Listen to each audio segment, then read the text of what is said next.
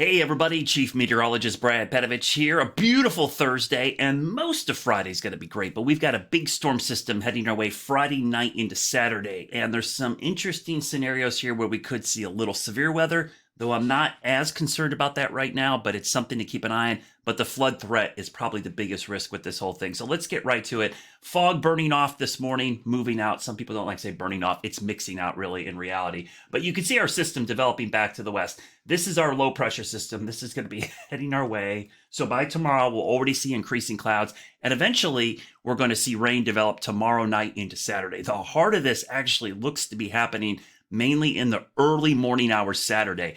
If you got Saturday plans, I know you're already saying, what's going on here? I don't want to call it a complete washout Saturday, but you better have backup plans. I do think it gets better as the day goes on, which I'll explain. But I just want you to be prepared now. Saturday's probably not a great day. I probably would have a backup plan for just about anything. So let's get right to the details here. I'm going to turn a bunch of stuff off here as I'm doing this in real time so you can see this. I don't want all this stuff on the map, so we'll turn off all the overlays here. And we'll get right to the severe weather outlook. We'll start today. You see in the middle of the country where the storm is now. Tomorrow, you see the progress off to the east. Go to Saturday.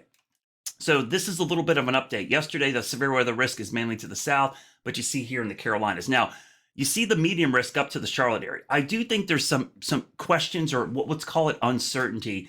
How far north this threat gets. I think it's going to stop roughly right at the state line. So up here, there's some big question marks because we know there's going to be big storms going on down here. And oftentimes that blocks some of the energy. And if it rains here all morning long, it might stabilize things. So that's why there's some question marks. But one thing we know for sure, it is going to be a very wet pattern with this system. Because I'm going to show you something else here real quickly. This is the Weather Prediction Center puts this out. It's actually the flash flood guidance. And I've showed you this before. Low to medium risk there back to the west. As we go into tomorrow, notice that we've got the high risk over parts of Atlanta, where there's a flood watch in effect, by the way, northern Georgia, coming into the Carolinas. So a medium to low risk for flash flooding already on Friday. And that's primarily for Friday night. So this is, these outlooks usually go from 7 a.m. to 7 a.m. So 7 a.m. one day to the next day. So this includes the overnight hours into Saturday morning. So that's why you're seeing the low to medium risk. But let's even go to Saturday. This is 7 a.m. Saturday to 7 a.m. Sunday. You see that the low to medium risk is over. But notice how most of it is to the south. So South Carolina, folks, you're watching this. You actually have the biggest risk of both severe weather and flash flooding. North Carolina, folks, it's kind of a little bit more of a question mark. So let's get right into the Futurecast. All right, so we'll jump right into the Futurecast here. This is starting at 10 a.m. today. We'll go through today, no issues today. We'll go into tomorrow. We'll get into early tomorrow morning. This is about 6 a.m. We'll stop this around 7 a.m. So what's going to happen tomorrow is we're going to start to see the flow, almost a little bit of a wedge or cold air damming coming from the northeast.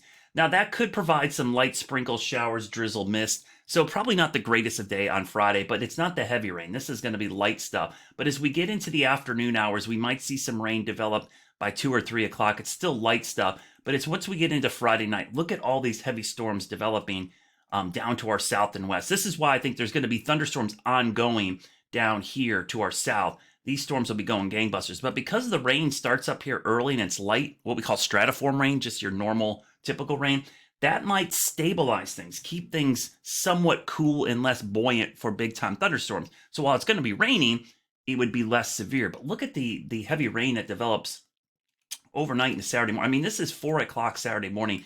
So we're getting heavy rain. The storms are down here. Actually, notice down here towards Montgomery. I mean, there's definitely some storms going on. There might be some embedded thunder, but it's going to be called what we call elevated, so not down to the surface. That's just a lot of heavy rain, and that could stabilize things, keeping things somewhat tame. We'll go into Saturday morning. We'll go to about noon.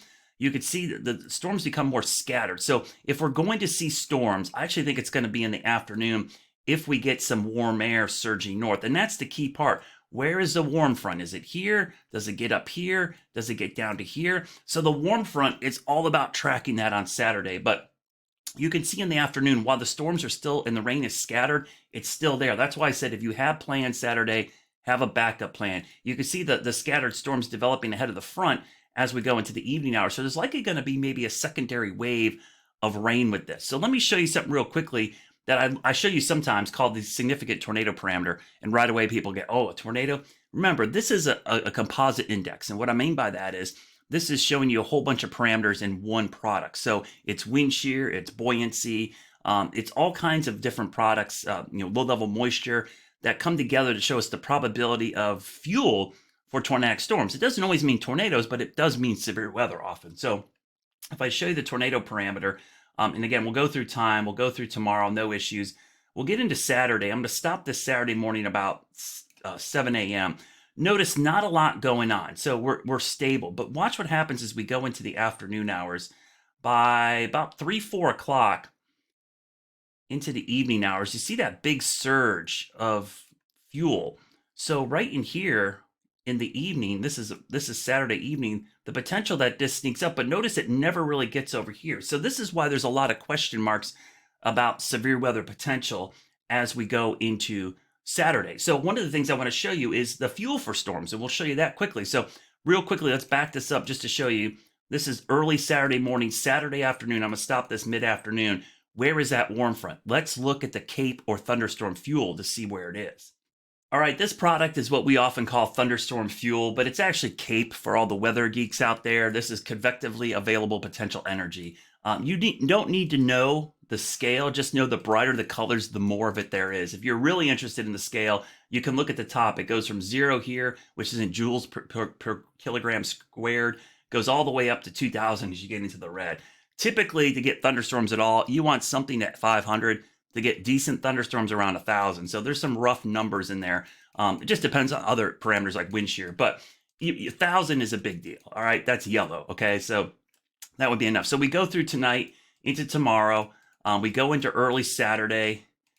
Notice not a lot going on. No thunderstorm fuel. We're stable. That's what I mean. Where is the warm front? Oftentimes the leading edge of this is where the warm front is. So you can see we're kind of in that wedge orientation.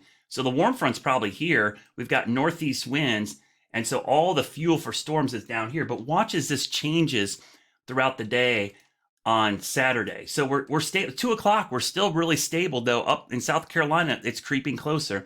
We get into the afternoon hours, 4, 5, 6 o'clock. The fuel's getting close. So you see there is some, this is going to be like an all or nothing kind of thing. And it often is this time of year, to be honest with you. If this happens and there's any storms that develop ahead of this Saturday evening, that's where we'll see severe weather. It's going to be Saturday late in the day if that fuel can get up there. So notice most of the day Saturday, and it could be one of those things. And this is how things can change on Saturday. You say, okay, there's a threat for severe weather. Let's say this wedge or the cold air, which it often does, when I say cold, more stable air holds on up here.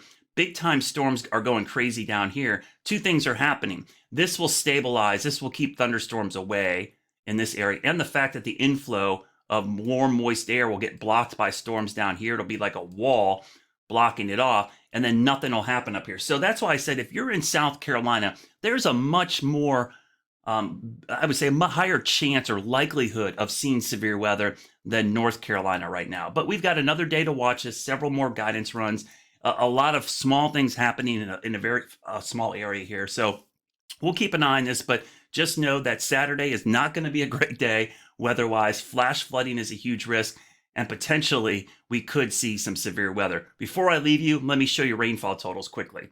All right, real quickly, some rainfall totals here. So this is today. Tomorrow, through early Saturday, you see not much. We'll go through Saturday night into Sunday. Notice there's a pretty big gradient here as well. So if you're wondering, if you're going to get a ton of rain, severe weather, South Carolina, everything I showed you, if you're south of the border, you're probably got a higher chance of seeing flooding and severe weather. North, it's an ugly day, but less severe weather risk. So pay attention to this line, this gradient. It could be one of those things where South Charlotte could have 2-3 inches of rain in Monroe, Fort Mill, TKK, Rock Hill area, Indian Land, and then Cornelius, Huntersville, Mooresville, parts of Cabarrus County, Concord, Harrisburg, Kannapolis, over towards Denver and Westport might only have an inch, inch and a half. So there's going to be a pretty tight gradient, and it's right across our area. So stay tuned. I'll have updates today on wcnc.com and all day Friday as we get you ready for a rough start to the weekend.